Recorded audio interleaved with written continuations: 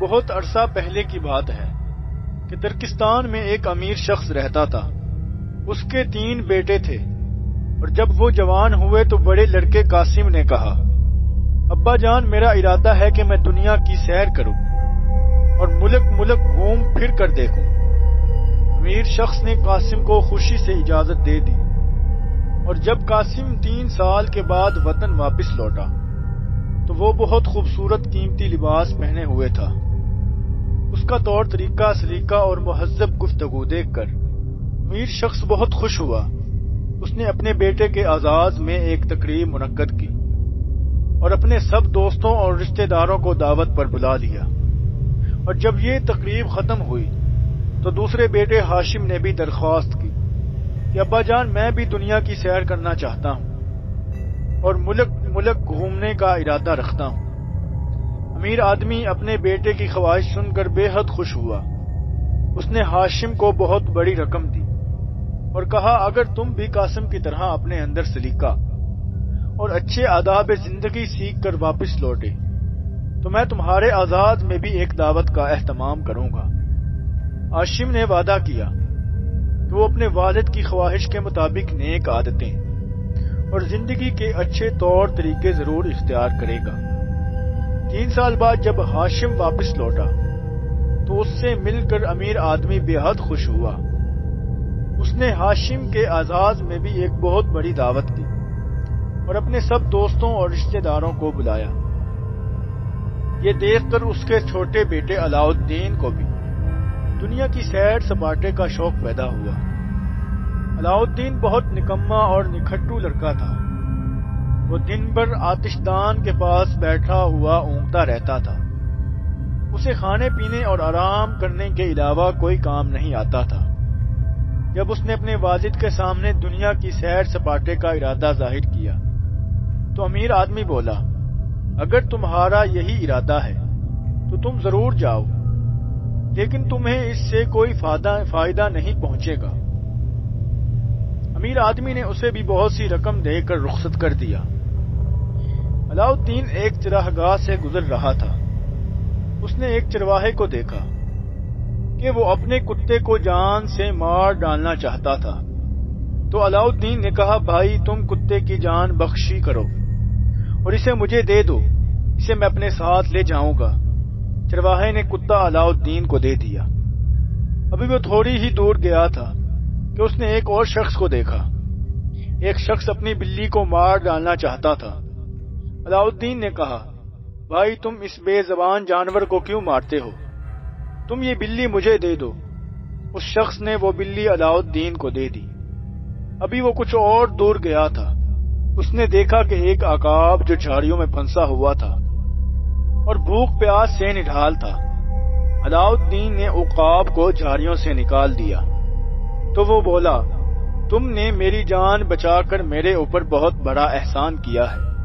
اگر تم میرے پیچھے پیچھے چلے آؤ، میں بحری عقابوں کے سردار کا بیٹا ہوں۔ میں اپنے والد کو بتاؤں گا کہ اگر تم مجھے جھاڑیوں سے نہ نکالتے تو میں بھوکا پیاسا تڑپ تڑپ کر مر جاتا۔ وہ تم سے پوچھیں گے کہ تم اس کے بدلے میں کیا چاہتے ہو۔ تم ان سے وہ چراغ طلب کرنا جو طاقچے میں رکھا ہوا ہے۔ یہ ایک جادوئی چراغ ہے۔ تم اسے رگڑ کر جو چیز مانگو گے وہ خود بخود حاصل ہو جائے گی۔ علاؤالدین عقاب کے پیچھے پیچھے چلتا ہوا ایک غار میں پہنچ گیا۔ یہاں بحری عقابوں کے بادشاہ کا گھونسلہ تھا۔ عقابوں کے بادشاہ نے علاؤالدین کی بہت خاطر مدارت کی۔ علاؤالدین نے بادشاہ سے چراغ مانگا۔ عقابوں کے بادشاہ نے اس کی خواہش پوری کر دی۔ غار سے باہر نکل کر علاؤالدین نے چراغ کی خاصیت کو آزمانے کے لیے اسے رگڑ کر کہا کہ میں نان اور کباب چاہتا ہوں۔ پلک چھپکنے کے عرصے میں اس کے سامنے ایک تھال آ گیا جس میں گرم گرم نان اور کباب تھے۔ علاؤالدین نے جی بھر کر کھانا کھایا اور شام ہو چلی تھی۔ اس ویرانے میں دور دور تک کوئی سر چھپانے کی جگہ نہیں تھی۔ اس کا دل چاہا کہ ایک چھوٹا سا گھر ہو جس میں آرام دہ بستر ہو اور کھانے پینے کی بہت سی لذیذ اور مزیدار چیزیں ہوں۔ اس نے چراغ کو رگڑ کر اور پلک چھپکنے میں اس کی خواہش پوری ہوئی اور پھر وہ اپنے گھر واپس لوٹا۔ اس کا خیال تھا کہ اس کا باپ اس کا استقبال کرے گا اور اس کی واپسی کی خوشی میں زبردست دعوت رکھے گا، اور جب وہ اپنے انہی میلے اور کچیلے کپڑوں میں واپس پہنچا جو پہن کر روانہ ہوا تھا تو امیر آدمی بہت سخت ناراض ہوا۔ اس نے علاؤالدین کو بہت برا بھلا کہا اور کہا کہ کسی بھی قسم کی خوشی منانے اور استقبال میں دعوت دینے سے صاف انکار کر دیا۔ علاؤالدین نے اپنے والد کے تلخ رویے کا بالکل برا نہیں مانا اور وہ آتش دان کے سامنے بیٹھ گیا اور اونگنے لگا۔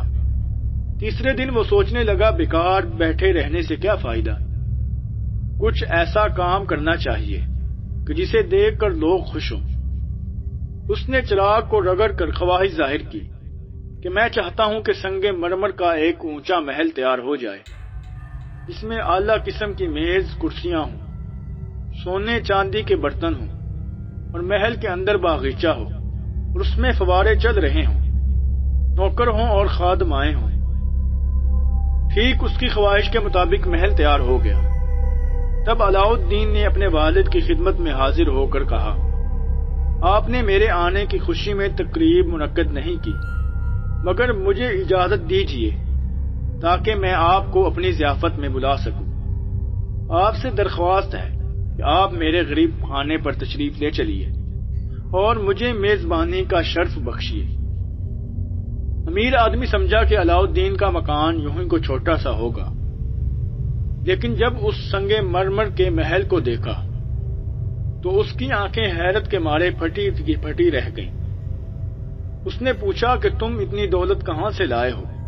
علاؤالدین بولا، ابا جان اس بات کو راز ہی رہنے دیجیے، اس بارے میں دوبارہ مجھ سے کوئی سوال نہ کیجیے گا۔ ہاں میری ایک گزارش ہے کہ آپ اپنے سب دوستوں، رشتہ داروں اور واقف کاروں کو میری طرف سے دعوت دیجیے۔ امیر آدمی نے اپنے سب دوستوں اور رشتہ داروں کو محل میں آنے کی دعوت دی۔ ہر شخص عالی شان محل دیکھ کر اور اس کے اعلیٰ درجے کی آرائش دیکھ کر حیران رہ گیا۔ سونے چاندی کی کرسیاں تھیں اور کم خواب گدائیں تھیں۔ کمرے میں فرش پہ ایرانی قالین تھے اور میز پر سونے چاندی کے برتنوں میں ایسے ایسے لذیذ کھانے تھے جو کسی نے پہلے کبھی نہ سنے تھے اور نہ دیکھے تھے۔ دعوت کے بعد علاؤالدین نے اپنے والد سے درخواست کی کہ آپ اب بادشاہ سلامت، شہزادی اور ملکہ کو بھی دعوت دیجیے۔ یہ کہہ کر علاؤالدین نے چراغ رگڑا اور خواہش ظاہر کی کہ میں ایک 6 گھوڑے والی بگھی چاہتا ہوں۔ یہ بگھی خالص سونے کی بنی ہو اور گھوڑوں کی لگاموں میں قیمتی ہیرے جواہرات جڑے ہوں۔ اس عالیشان بگھی کو دیکھ کر امیر آدمی حیران رہ گیا۔ پھر اس امیر آدمی نے کہا کہ میں اپنے آپ کو اس بگھی میں بیٹھنے کا اہل نہیں پاتا، اس لیے میں پیدل ہی بادشاہ کے دربار تک جاؤں گا۔ بادشاہ اور ملکہ بھی بگھی کی آرائش دیکھ کر بہت حیران ہوئے اور شہزادی زرنگار تو اپنی اتنی خوش ہوئی کہ وہ دعوت میں جانے کے لیے فوراً تیار ہو گئی۔ جب کوچوان بادشاہ ملکہ اور شہزادی کو لے کر واپس ہوا تو اس وقت علاؤالدین نے پھر چراغ رگڑ کر خواہش ظاہر کی کہ میرے محل سے 6 میل دور تک سڑک سنگ مرمر بن جائے۔ بادشاہ نے زندگی بھر ایسی عمدہ اور خوبصورت سڑک نہیں دیکھی تھی اور علاؤالدین کا عالیشان محل دیکھ کر وہ بھی دنگ رہ گیا۔ علاؤالدین نے چراغ رگڑ کر کہا کہ محل کی خوبصورتی اور آرائش میں اور زیادہ اضافہ ہو جائے، اور پلک چپکنے کی دیر تھی کہ محل میں ہیرے اور جواہرات کی کرسیاں بن گئیں، نیلم اور زمرد کی میزیں بن گئیں جن پر سونے اور چاندی کی جالروں والے میز پوش تھے۔ میزوں پر سونے چاندی کی رکابیوں میں ایسے لذیذ کھانے اور قسم قسم کے شربت تھے جو بادشاہ نے کبھی نہ دیکھے تھے نہ چکھے تھے۔ بادشاہ اور شہزادی زرنگار علاؤالدین کی شان و شوکت دیکھ کر حیران رہ گئے۔ بادشاہ نے علاؤالدین کے ساتھ اپنی بیٹی کی شادی کرنے کا ارادہ ظاہر کیا۔ آخرکار بہت دھوم دھام سے ان دونوں کی شادی ہو گئی۔ علاؤالدین چلاک اور ہوشیار نہیں تھا اور نہ ہی وہ دلچسپ باتیں کرنے والا اور دوسروں کو لبھانے والا یا خوش کرنے والا کا فن جانتا تھا۔ جلد ہی اس کی بیوی اس سے اکتا گئی اور اس سے کھچی کھچی رہنے لگی۔ اس نے علاؤالدین سے بار بار پوچھا، تم ایسا شاندار محل کس طرح تعمیر کروایا اور اتنا قیمتی ساز و سامان کہاں سے منگوایا؟ پہلے تو علاؤالدین اسے ہیلے بہانے سے ٹالتا رہا۔ آخر کار تنگ آ کر اس نے وہ چراغ کا راز ظاہر کر دیا۔ اب شہزادی زرنگار بولی، میں جادو کے چراغ کو آزمانا چاہتی ہوں۔ زرنگار نے چراغ اپنے قبضے میں لے لیا۔ ایک رات اس نے چراغ کو رگڑ کر کہا، میں 4 گھوڑوں والی بگھی چاہتی ہوں۔ ادھر اس نے خواہش ظاہر کی اور ادھر بگھی حاضر ہو گئی۔ شہزادی بگھی میں بیٹھ کر اپنے والد کے محل کی طرف روانہ ہو گئی۔ وہاں سے اس نے اپنے خاص ملازموں اور کنیزوں کو ساتھ لیا اور سمندر کے کنارے پہنچ کر اس نے چراغ کو رگڑ کر کہا، سمندر کے بالکل درمیان میں ایک شاندار محل تعمیر ہو جائے جو ہر قسم کے ساز و سامان سے آراستہ ہو۔ محل میں جانے کے لیے سمندر کے کنارے سے محل تک ایک پل بن جائے، اور پلک چپکنے کی دیر تھی۔ اس کی خواہش پوری ہو گئی۔ شہزادی محل میں داخل ہوئی۔ پھر اس نے پھر چراغ رگڑ کر حکم دیا، محل میں جانے والا پل غائب ہو جائے۔ اب کیا ہوا کہ علاؤالدین کا محل چراغ کے غائب ہونے کے ساتھ ہی غائب ہو گیا۔ اب وہ بہت مصیبت زدہ اور تباہ حالت میں اپنے والد کے گھر پہنچا۔ اس کے بھائی بہنوں نے اس کا بہت مذاق اڑایا۔ اب اس کے دوست اور اس کے ساتھی اس پر ہنستے اور اس کا مذاق اڑاتے۔ اس مصیبت کے وقت میں اس کے سچے دوست اور ساتھی وہ کتا اور بلی تھے۔ اب وہ جہاں بھی جاتا یہ دونوں بھی اس کے ساتھ ساتھ جاتے۔ ایک دن علاؤالدین نے اپنے والد کے گھر کو چھوڑ دیا اور وہاں سے دور ایک جنگل میں جھونپڑی بنا کر رہنے لگا۔ ایک دن اس نے کچھ کووں کو پہاڑی کی طرف جاتے دیکھا۔ اس میں سے ایک کوا بہت سست تھا اور بہت پیچھے رہ گیا تھا۔ تو کووں نے اس سے کہا کہ سردی کا موسم سر پر آ پہنچا ہے، اب گرم ملک کی طرف جانے کا وقت آ گیا ہے۔ اگر تم نے جلدی نہ کی تو ہم تمہیں یہیں چھوڑ کر چل دیں گے۔ اب وہ کوا بولا، میں جزیرہ الماس سے آ رہا ہوں، اور وہاں سمندر کے بالکل درمیان ایک بہت ہی شاندار محل ہے، اور وہ اتنا خوبصورت محل ہے کہ نہ کبھی کسی نے دیکھا ہوگا اور نہ ہی سنا ہو گیا۔ علاؤالدین فوراً سمجھ گیا کہ یہ محل زرنگار نے جادوئی چراغ کی وجہ سے بنایا ہے، اور وہ فوراً اپنے کتے اور بلی کے ساتھ سمندر کے ساحل پر پہنچ گیا۔ اب اس نے کہا کہ میرے وفادار دوستو، اب تمہاری مدد کی ضرورت ہے۔ کتے بہت عمدہ تیراک ہوتے ہیں اور بہت اچھی طرح تیراکی جانتے ہیں۔ تم تیرتے ہوئے محل تک جاؤ گے اور بلی تمہاری پشت پر سوار ہو جائے گی، اور وہ اتنی ہلکی ہے کہ تم اس کا بوجھ آسانی سے اٹھا سکو گے۔ پھر وہ بلی سے بولا کہ جب تم محل کے پاس پہنچو تو چپکے سے اندر داخل ہو جانا اور میرا جادوئی چراغ واپس لے آنا۔ دونوں جانوروں نے بہت وفاداری سے علاؤالدین کے حکم کی تعمیل کی، اور کتا تو محل کے باہر چھپ گیا۔ اب بلی چوری چھپے محل میں داخل ہو گئی اور ایک الماری کے پیچھے چھپ کر بیٹھ گئی۔ اب اچانک زرنگار کی نظر کتے پر پڑ گئی اور اس نے دیکھتے ہی پہچان لیا اور بولی، میں خوب سمجھتی ہوں کہ تم یہاں کیوں آئے ہو۔ میں چراغ کو ایسی جگہ چھپا کر رکھوں گی جہاں تم کبھی بھی پہنچ نہیں سکو گے۔ شہزادی زرنگار نے جادوئی چراغ کو تہہ خانے کے اندر ایک صندوقچے میں بند کر دیا۔ بلی بھی کسی نہ کسی طرح تہہ خانے میں داخل ہو گئی۔ اس نے پنجے مار مار کر صندوقچے میں سوراخ کر دیے اور پھر جادوئی چراغ کو اپنے دانتوں میں پکڑ کر دروازے کے پیچھے کھڑی ہو گئی۔ شہزادی زرنگار کسی کام سے تہہ خانے میں داخل ہوئی تو اس وقت بلی تہہ خانے سے باہر نکل گئی اور وہ دوڑتی ہوئی کتے کے پاس پہنچی اور کہنے لگی اب تم فوراً واپس چلو اور خبردار راستے میں مجھ سے کوئی بات نہ کرنا۔ کتے نے بلی کو کمر پر بٹھا لیا اور سمندر پار کرنے لگا، اور جب وہ کنارے کے نزدیک پہنچے تو کتے نے کہا، کیا وہ چراغ ابھی تک تمہارے پاس ہے؟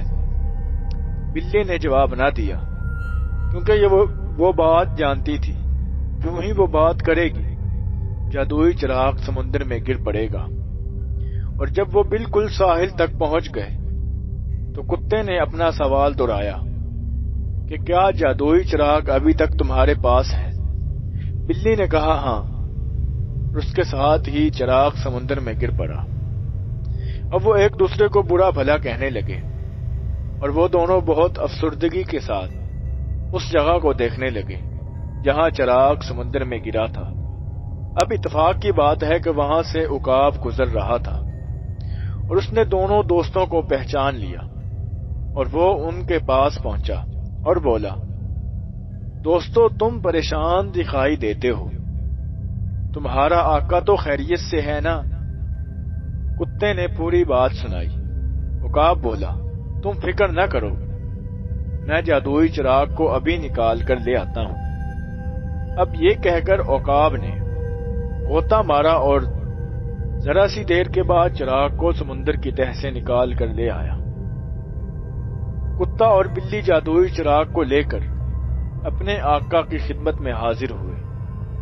علاؤالدین نے چراغ کو رگڑا اور اپنی خواہش ظاہر کی کہ میں پھر سے ایک شاندار محل چاہتا ہوں، اور اس میں باغ ہوں، پھولوں سے لدی ہوئی کیاریاں ہوں، اور باغ کے اندر فوارے چل رہے ہیں۔ پلک چھپکتے ہی اس کی خواہش عین مطابق محل تیار کر دیا گیا۔ اب علاؤالدین ہنسی خوشی سے محل میں رہنے لگا، اور ادھر شہزادی زرنگار کا محل چراغ گم ہوتے ہی خود بخود غائب ہو گیا، اور شہزادی اس ویران جزیرے میں قید ہو کر رہ گئی۔ دوستو، یہ تھی آج کی کہانی۔ اگر اچھی لگی ہو تو ہمارے چینل کو لازمی سبسکرائب کیجیے اور ہماری ویڈیو کو لائک کیجیے تاکہ ہر آنے والی ویڈیو آپ تک پہنچ سکے۔ شکریہ۔